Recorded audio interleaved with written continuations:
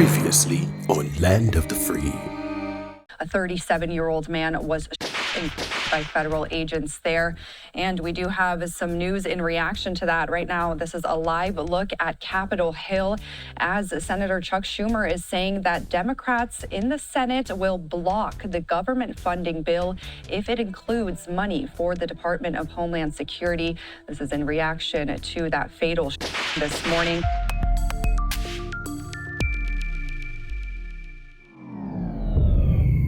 Greetings, good people. I hope all is well. I hope all is well with you all.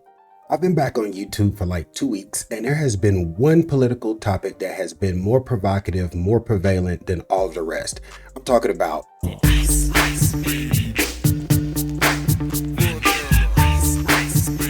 Now, even after the deletion of Miss Renée Good, I left this topic alone mainly because it didn't have anything to do with my renewed narrow focus of just dealing with political and social topics that had to do with the economy and or personal finance. However, now, thanks to the minority leader, Mr. Chuck Schumer, the independent male has been invited to talk about this topic because now the Democrats are threatening another government shutdown if DHS funding is included in the upcoming budget vote.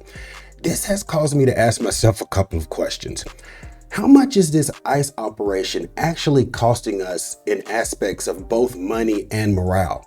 And the next question is, how much more ICE can we actually afford? Okay, first, let's take a look at the upfront costs that we know about. All right, as you can see, we have a AI breakdown of the ICE budget. Actually, this is proposed over the next 4 years. So over the next 4 years, they have a pretty much proposed budget of $75 billion, and it's pretty much broken down into 3 categories. First category is detention and operations, which is approximately $45 billion. This is for facilities like Alcatraz, Alligator, Alcatraz, etc., etc. It's interesting to actually earmark so much funds for detention for things like Alligator Alley, because if we're deporting everybody, what's going to be the long-term need for detention centers? But anyway, let's go on to enforcement and removal. This $30 billion, and again, this is over the next 4 years. This is what is allocated for what we see on the streets. This is for the boots on the streets, enforcement and removal. So 30 billion. Of course, this is over 4 years. All right. So this is approximately like $7.5 billion a year for boots on the ground. Why is this important? Because $7.5 billion per year is what we're paying for to see outcomes like we saw with Mr. Pretti and Miss Good. So that's what the upfront costs are. And as well as, the third category, which is transportation. This is transporting people to detention centers, transporting them back home, et cetera, $740 million. All right. Just this month alone, we've lost 2 American citizens at the hands of ICE agents. These were not the bad hombres that most voted to go after. These were 2 American citizens exercising their right to protest and or record. Remember this? That also happened in Minnesota earlier this month. No children inside of this daycare center. And look at this daycare center right here. No children inside of this daycare center. But between those buildings, over $2.6 million. We were just curious, where are the children at? Here's another daycare center inside this same building. We don't want you to be videotaping anything. Where is all the money going for if there's no children at these daycare centers? Sir. Yes. I told you, please leave. Should a mob have attacked and deleted him? Absolutely not. This poses more questions. Why were Renée Good and Alex Pretti labeled as domestic terrorists and agitators by Secretary Noem, and Mr. Shirley was not? All right. All parties were in Minnesota. All parties were recording. The party that was recording Somalians is still with us. The party that was recording ICE agents are not. The 2 recording ICE agents were deemed domestic terrorists. However, when the administration took over in 2025, the FBI had already targeted what they deemed the most dangerous domestic terrorist groups in the country. For some reason, surveilling them was canned when the new administration came aboard. I wonder why. Alrighty, not going to spend a lot of time on here. We'll just have a quick AI overview of what we were talking about regarding domestic terror groups. All right, just a quick AI overview of what we were just talking about regarding domestic terror groups. Let's check it out right quick. Prior to Donald Trump taking office January 2025, the FBI and other top U.S. law enforcement officials identified racially or ethnically motivated violent extremists. They have an acronym, RMVEs, all right? Specifically those advocating for white supremacy as the primary domestic terror threat. But like I say, that was abandoned as soon as the administration took over for some reason. And two follow-up questions. How many of these RMVEs were at the insurrection at January 6th? And another follow-up question, how many of these individuals are potentially ICE agents? Just a question. Because of the deletion of yet another U.S. citizen, Minority Leader Chuck Schumer has vowed that Senate Democrats will not pass a funding bill that includes funding for DHS under the current policy of little to no oversight and or accountability. It seems like we were just in a government shutdown less than 90 days ago, and we're about to head into another one over things that seem like common sense. Why does DHS keep investigating themselves after these incidents? Why does body cam seem to be too much to ask for when regular law enforcement uses them, especially when ICE agents appear to be creeping into the realm of beat cops all the time?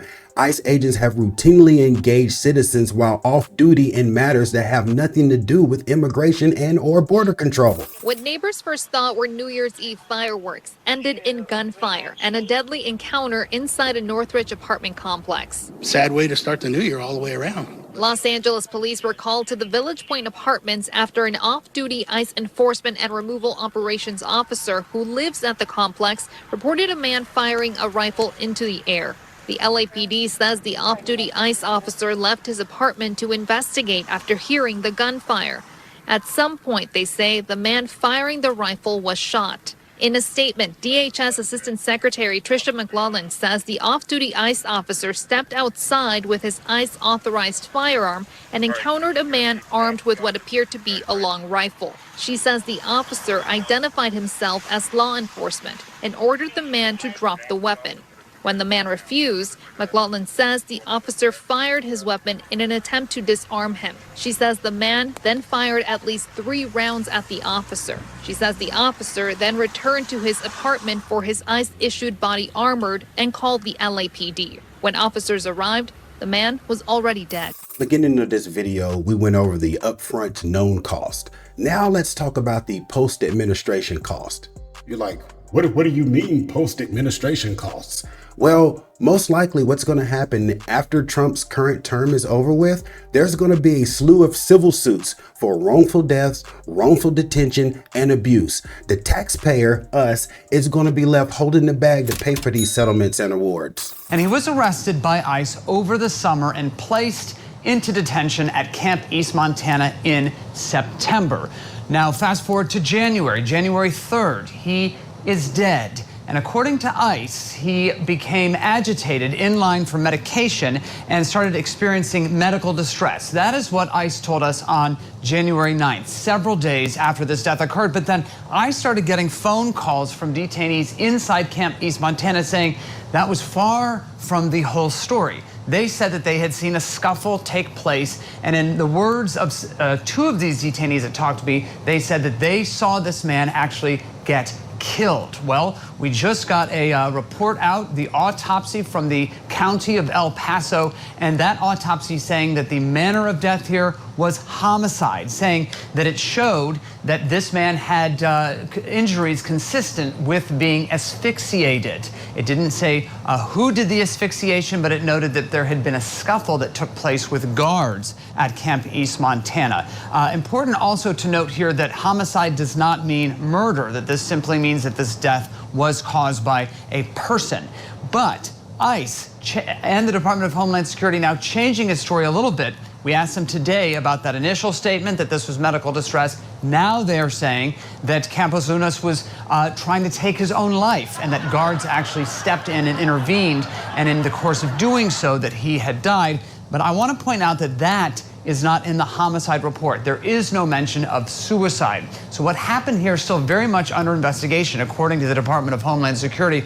But the fact remains that 3 deaths have now occurred at Camp East Montana, which is the biggest ICE detention center in the country. Based on the figures laid out earlier, we know that we're paying on an average about $7.5 billion per year for this iteration of ICE. Now, I don't think the American people has a problem with paying this amount for the removal of bad hombres. The problem is that it appears that we're paying this amount for the brutal, inhumane removal of gardeners instead of gangsters, painters instead of pushers.